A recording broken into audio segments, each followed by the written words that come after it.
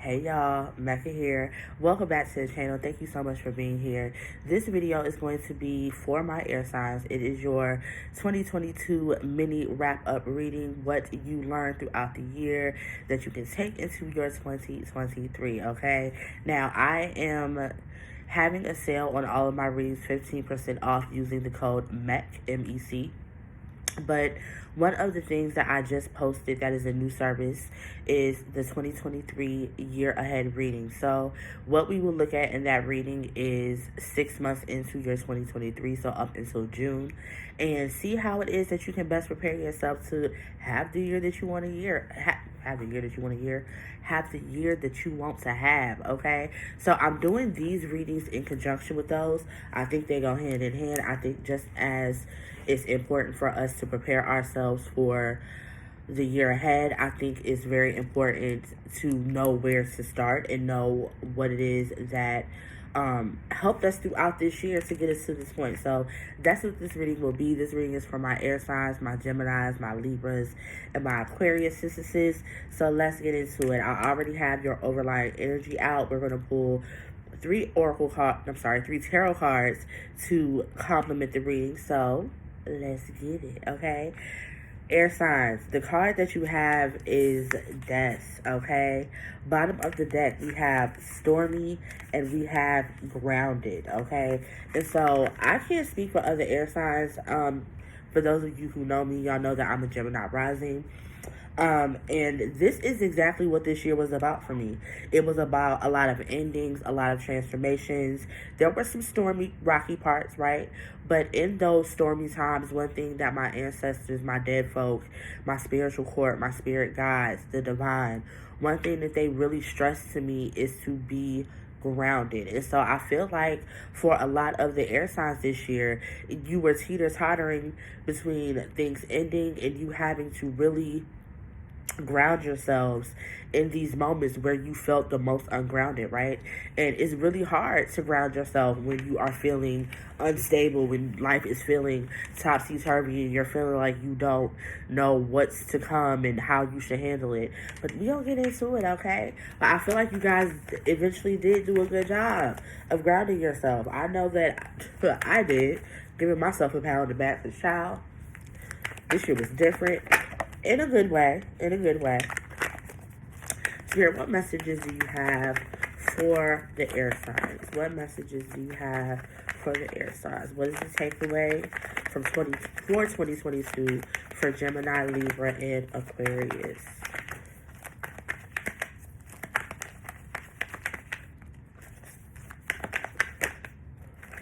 It's either nothing's coming out or the whole deck is trying to come out. Child, I can't.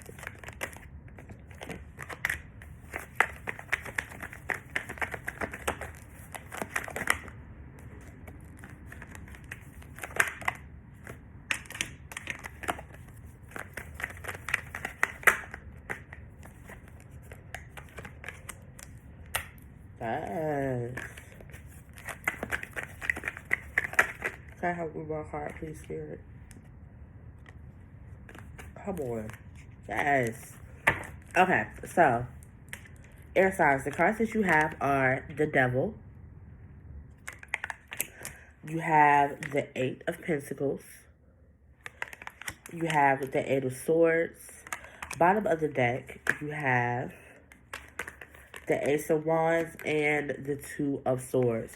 So air signs, I feel like at some point this year, y'all made a decision that we're not about to do this no more, okay?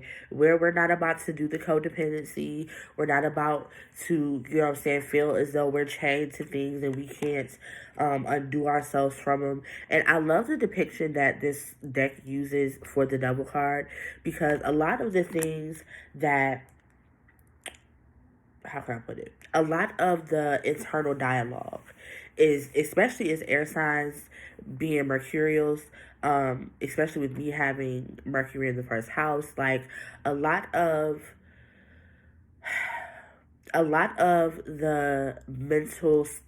want to say stimulation, mental activity, I'll put it like that. A lot of the mental activity that happens when I am not grounded, when I am going through things or things are ending. It can get really dark. It can get really murky sometimes, right? And I had to realize for myself that sometimes I can be my own worst enemy.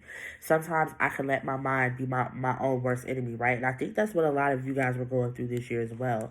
But I feel like there was a decision made, right? There was a decision made to do something differently, to start something over. And I feel like you've been hard at work to get out of this devil, eight of swords type of energy, right? I kind of want to clarify that.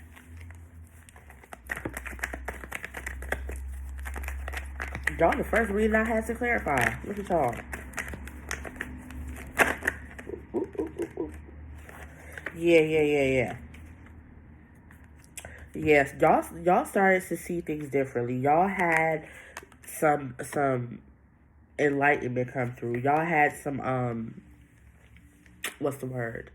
Um why can I not think of this word? Clarity. There we go. Y'all had some clarity come through with this judgment card about how you are to proceed. And you have another ace here at the bottom of the deck. You have the Ace of Cups, right? And so there was a decision made, right?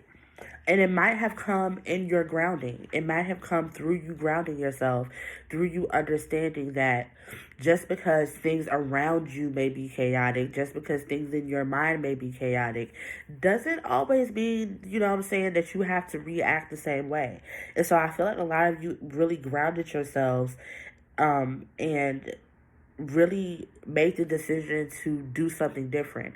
And sometimes that's all it takes is to make the decision, right? Especially when it comes to this Eight of Swords energy. We know the story of the Eight of Swords. This is self-imposed, right? This is nobody else's doing.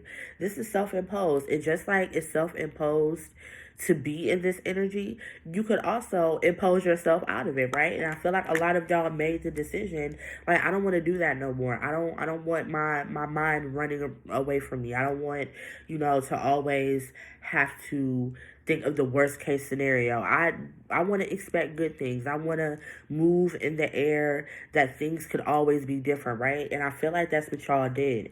And I love that because that's not something that's always easy to do, right? Especially when we speak in terms of neurodivergence, when we speak in terms of other mental health things that may or may not be present. It's kind of hard, and it's not as easy as saying, oh, I'm going to change sometimes.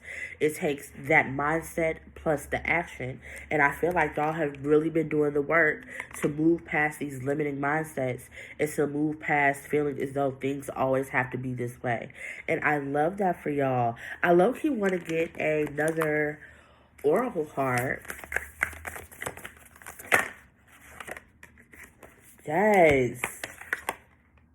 Yes. Come on.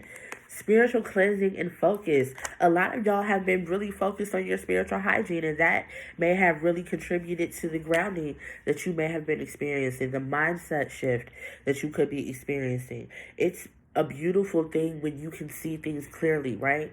When you can see things differently. And spiritual cleansing, a lot of time, will do that for you. Example, a lot of times we take white baths to keep our heads cool so that we can think properly, right? So we can see things clearly.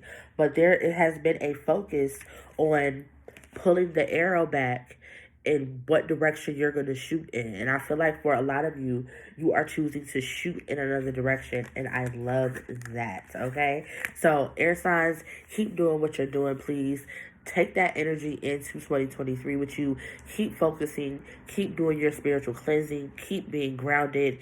Keep addressing the mental activity that you need to address in order for you to be able to acknowledge when it's time to shift and move forward, okay? Air signs, I hope this helped you. Thank you so much for being here. Again, if you would like to book a reading with me, all that information will be in the description box, and I will talk to y'all later. Peace.